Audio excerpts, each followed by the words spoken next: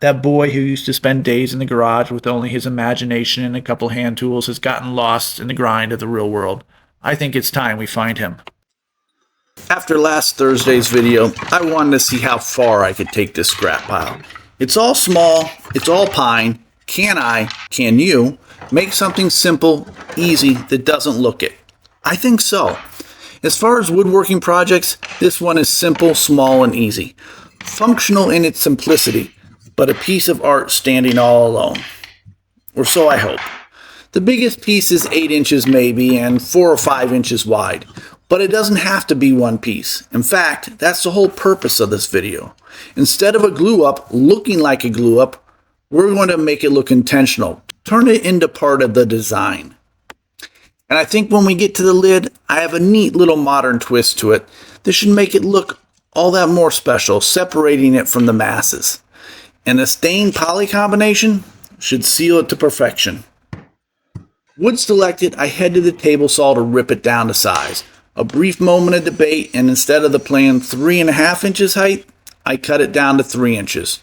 And problems already. You see that? Those boards are tilted. They're at an angle. I need to readjust the angle of my miter. Not sure what happened or why it was off, but it was off by a degree. Adjusted, I cut, and much better. Look at them there in the upper right hand corner. Looking tall, looking straight, looking good. A brief check on the layout. For those that are new, I build by look and feel. A basic plan in the noggin toboggan, and I adjust on the fly. I settle on 7.5 inches length and 5.5 wide. Then hit up the miter saw.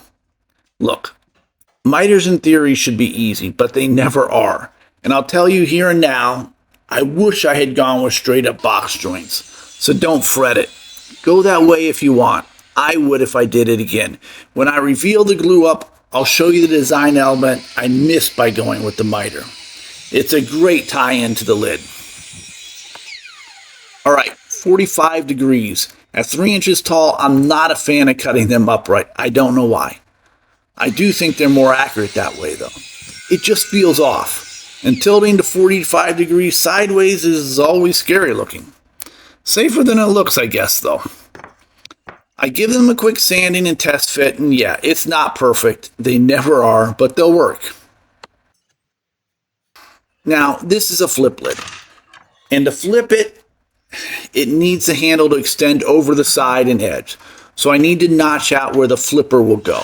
I think the best tool is a handsaw for this. I have a cheap dollar store miter box, but at 3 inches, it's still too tall for the slots. So I eyeball and it goes pretty well.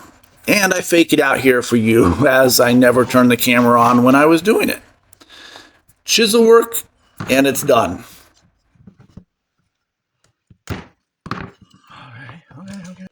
With the box laid out, you can see where we're going now. And this is just the first design element. The lid will be glued, but it won't look like a glue up because the flip lid, being a separate piece, makes it look like a design element. The base of this box is just going flush on the inside. I'm going for a glue up here as well. You have a solid piece, use it. I just prefer to use my smaller pieces. Plus, I might line the bottom of the box with felt or maybe scrapbook paper or even leather, so no one will know if it's a glue up. I need to stain the lid before the glue up though. And the idea is the box itself will be black stain, grain showing through, I hope. And the flip lid stripe will be black as well. And the bulk of the lid will be natural. It's a look I've used before and I really, really like it. Just a quick coat of stain. I try to get all the edges just a little, but leave the bulk of the sides bare for the glue up. While that's drying, I hit up the sides of the box and the orange frown comes out. I was cleaning the bench and I knocked him off and he's mad at me. The flip lid needs to pivot. We're doing this with dowels. Don't worry, I've done this in a few builds lately. It is far easier than you think, truthfully.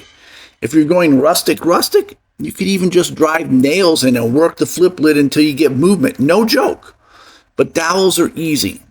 I mark in from the ends 3/4 inches for the miters, then another 3/8 plus a hair more for movement. Now, I'm old and feeble, so I use a drill press. You don't have to. I can't drill straight and I don't have a jig, and yeah, I really should build some jigs to make my life easier now that I'm out here in the shop so often. Another video for down the road, I guess. And would you look at that? For once, I got them perfectly aligned with each other. Even the dice is smiling now. Glue up. Tight Bond 3 and some CA glue to hold it together in an instant. And the tried and true blue tape method, which never really works for me because my miters are never up to par, and this time is no exception. We pull in the reinforcements with a couple of clamps and hope to draw it all in.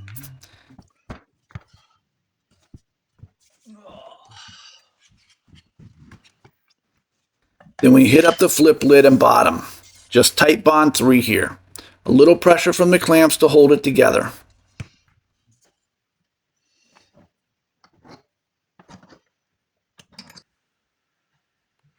Okay, so the lid. My thought's this. We can drill holes and fill them with dowels. We can stain the ends black to match the flip in the lid and the box itself. I'm thinking just 3 holes. The largest one on the bottom, middle one up a little and to the right, and the third, smallest, up a little further, and then to the left just a touch. This little Bauer drill press has been great. Large Fortuner bits and hardwood. Don't agree, but they don't agree with most drill presses. But with pine, it's a breeze. With the holes drilled, you can get a good look at what I'm trying to do with the lid. I sand down the bigger dowel, dry fit it, then spray the hole with activator and drizzle the dowel with CA glue. Pound it in and no, it won't go all the way through. When I dry fit, I got it to go through 1/4 inch. It barely made the end. Oh, wow. I don't know why. Maybe the glue swelled the dowel. Maybe the activator reacted too quick, too strong. If it's not one thing, then it's another. It'll have to work. Using a flush saw, I cut it off and proceed on to the other 2 holes. No problems there.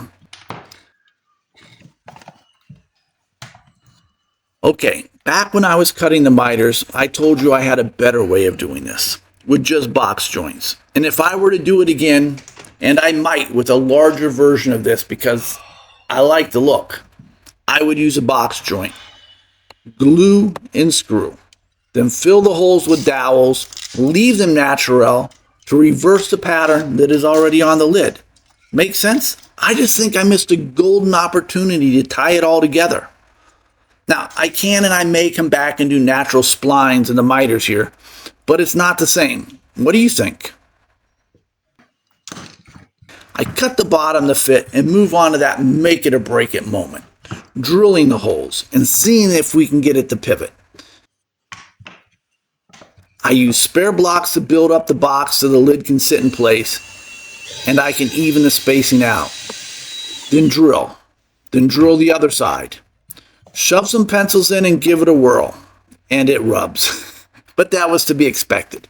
We'll hit it up at the wen, sand a slight curve in and try again. Rinse and repeat until she fits in and spins smoothly. I widen the holes in the lid a little. I want them to spin freely on the dowels. I'll glue the other ends into the sides of the box. Another test fit, then I commit to the glue. CA glue, no activator this time. I figure it'll take me longer than 7 seconds to line it all up, and after the big dowel issue, I'm not pressing my luck.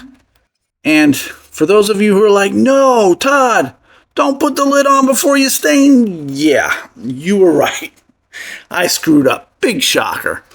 I got in a rush to see it all come together, and I made it 10 times harder than it should have been.